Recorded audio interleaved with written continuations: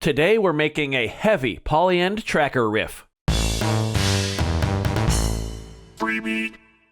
Hey, how's it going, everybody? Welcome to Freebeat, where I post new music-related content every single day, so if that sounds good to you, hit that subscribe button, ring that notification bell. Today's patron shoutout goes to Robin HP. Thank you so very much for the support. Let's get started. Okay, I'm pretty excited for today's video. It's very early in the morning, very early for filming. It's 7:30 a.m. I guess it's not that early. But I woke up wanting to write kind of a heavy riff on the Polyend Tracker, something that I felt like I could headbang to. And this also means that we've got the perfect excuse to do something I've been wanting to do for a while, and that's actually sample my guitar, which is just a little Squire Mini, just a really crappy little guitar, but I got it for free from a friend, so yeah. We are going to go ahead and actually sample that into the Polyend Tracker and then see what we can do to kind of beef up that sound. So cable-wise here, we've got power to the Polyend Tracker, just running off this power bank here.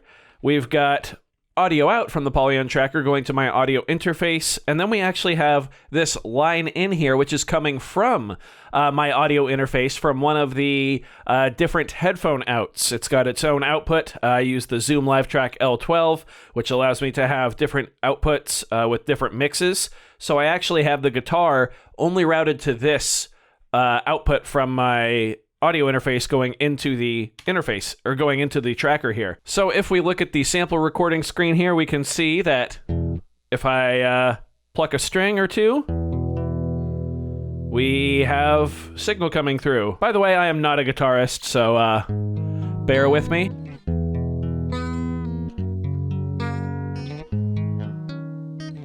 Yeah, I'm not a guitarist.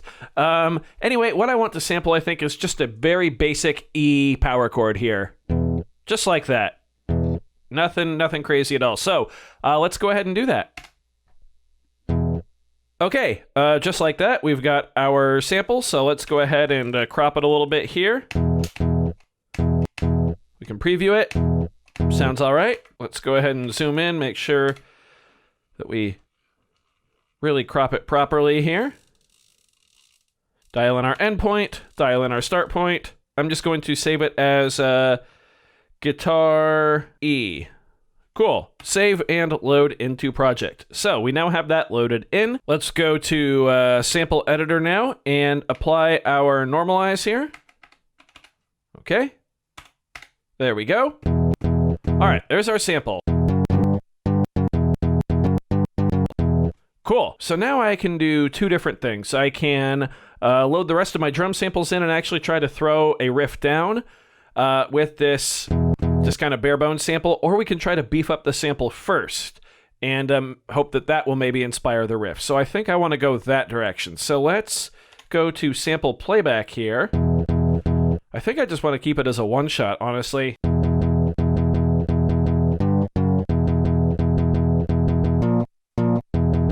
Yeah, that's actually not bad. Let's try it as a forward loop.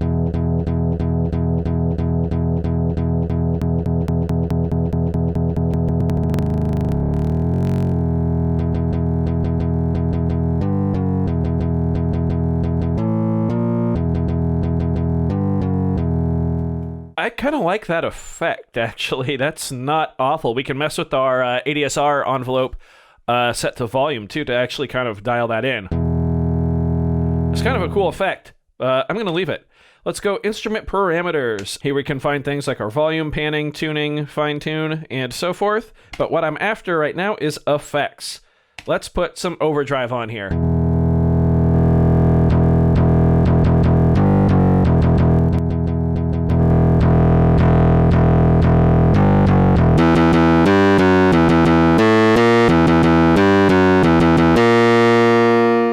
That's pretty cool. Let's drop our bit depth and see how crunchy this gets. Okay, that's pretty cool. I kind of like that super crunchy. Yeah, let's just leave that as is right now. Let's go into our ADSR, though, and increase the decay and take down the release. Gonna play around here a little bit.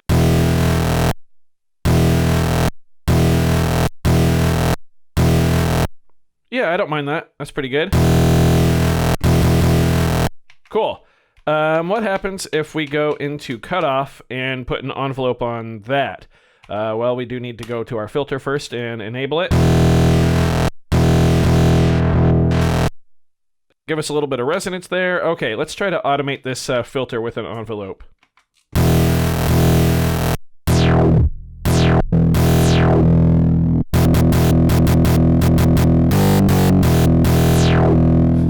You can have a lot of fun with this.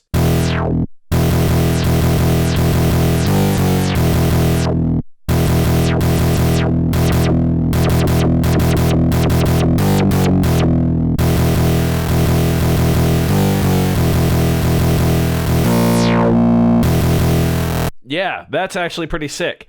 Also, if you can't tell, the riff is beginning to come together just from me messing around. Yeah, super cool. How does it sound with like a ton of reverb? Way too much.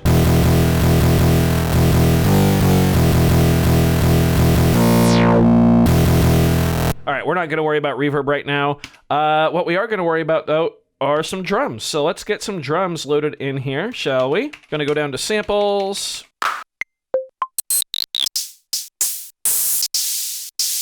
Nice big ol' open hi-hat. Just looking around through some of these kits and see what we can find. Yeah, that's cool. That's a good kick. Just need a snare drum now. Basically just looking at the stock sounds in here right now. I haven't added really any of my own. There's been a few, but not too many. Got a whole big list of snare drums here.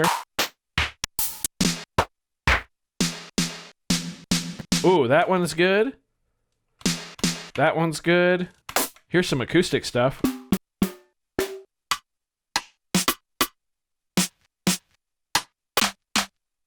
But I think I'm good with the 3 that I have. So I'm going to go to pattern.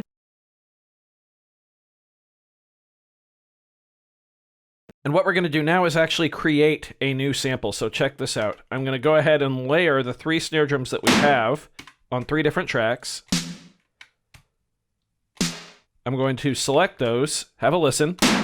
That's pretty good. However, I think I want a little more of the 2nd and 3rd snare drums. So I'm going to go into those instruments volumes there and actually turn those up. Now I'll select those 3.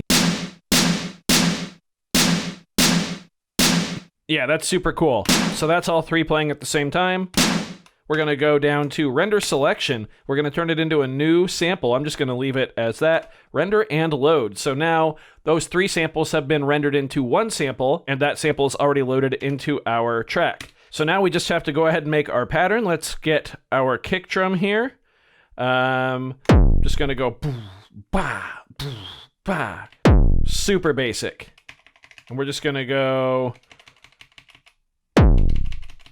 kick drum on all the downbeats, and we'll give each element of the drum set its own track here. So we got open hi-hat. I know I could use fill here, but I'm just going. We'll have to adjust our tempo definitely, but let's layer that snare drum in here now. So we will go down here.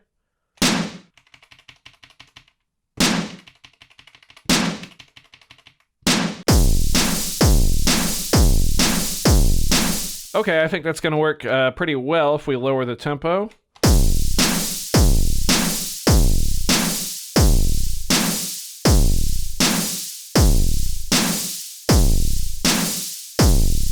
Yeah, 81. Cool. Let's go into our instrument here and our snare drum and give it some reverb. Yeah, that's cool. Cool, let's go back to the top. And go back to our guitar sound now.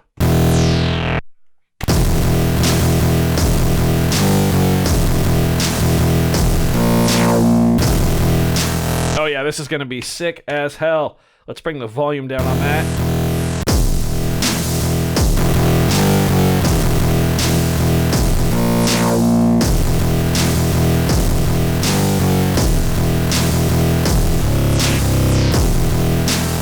Okay, now clearly we're going to have a mess to clean up audio-wise. We're not really going to touch on that in this video because the Polyend Tracker does have track export. So in theory, if this were a full song I was working on, I would export everything into Ableton and I'd be able to take care of all of that kind of dirty work there, with a mouse and keyboard and a full screen. It's just a little easier to do, not to mention all the plugins and all of the power that Ableton has to offer. So let's go ahead and sequence our riff.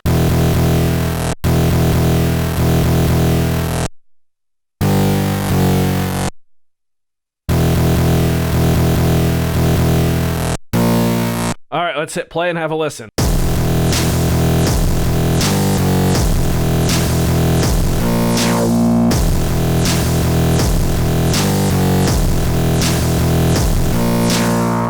Cool, let's go ahead and duplicate the pattern and make a second half to the riff here, shall we? Ooh, we're gonna get kind of weird with it.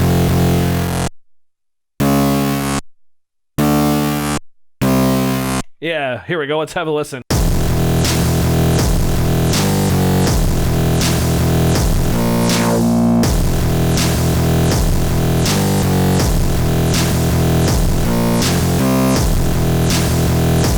Yeah, that's so cool. All right, awesome. We could go into the sampler, the sample editor here. There are EQ settings and stuff like that. We could go through and really mess with the different volumes and stuff. I do want to clean it up just a hair. I know I said I wasn't, but just a little bit. That's better.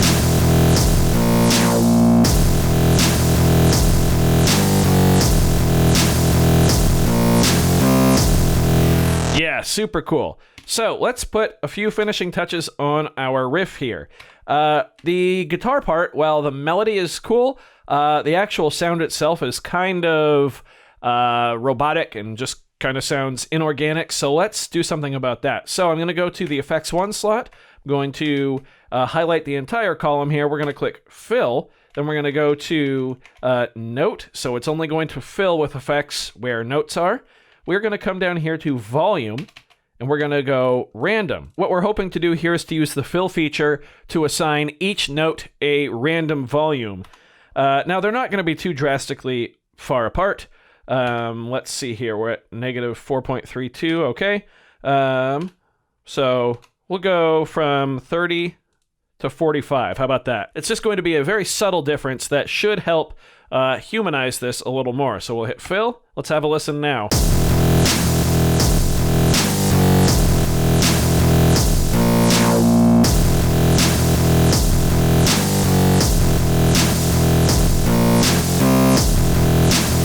Okay, I think we can go a little louder than that. Let's go from 35 to 50. How about that?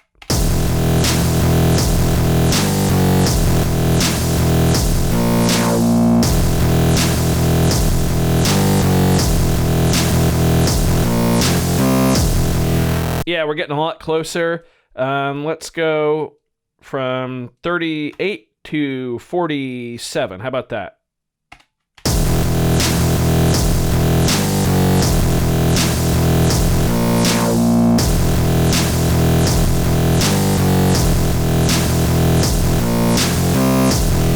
Yeah, that's awesome. I love that so much already. Let's add one more effect in there. We're going to go to Effects 2. Shift up highlights the whole row. The Fill button. We are going to use micro tuning here. And we're going to go Random. Micro tuning is just basically a fine tune feature. We're going to go negative 12 to positive 12. And it's just going to give that little bit out of tune sound that comes from a guitar. Not necessarily out of tune, but I mean, the strings are very, very flexible. If a guitar string bends at all, technically you are fine-tuning that string. So, one would expect there to be a little bit of tuning discrepancy. We're going to go Notes, where the notes are, micro-tune, Random, from negative 12 to 12, and let's have a listen.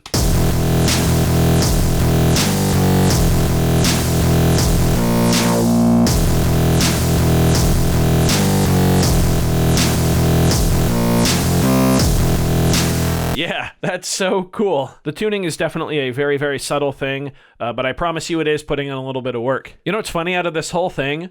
The part of this riff that I like least is the snare drum. And And I'm sure some of you are in the same boat as me. I'm just going to cruise through some of these real quick and see if I can find anything that's better. I'm going to try this one. Just see what happens. So we can go to our snare drum track, preview one just to make sure. Yep. Highlight the whole row. Go to note. And now I believe I can just, or go to instrument, sorry, I can just hold this down and change the snare drum. Yeah. Let's add some volume to that snare drum now. Maybe some reverb.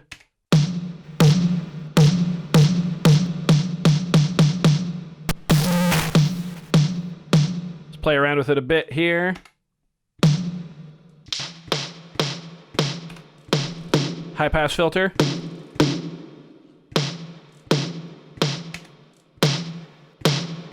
Yeah, cool. Let's have a listen.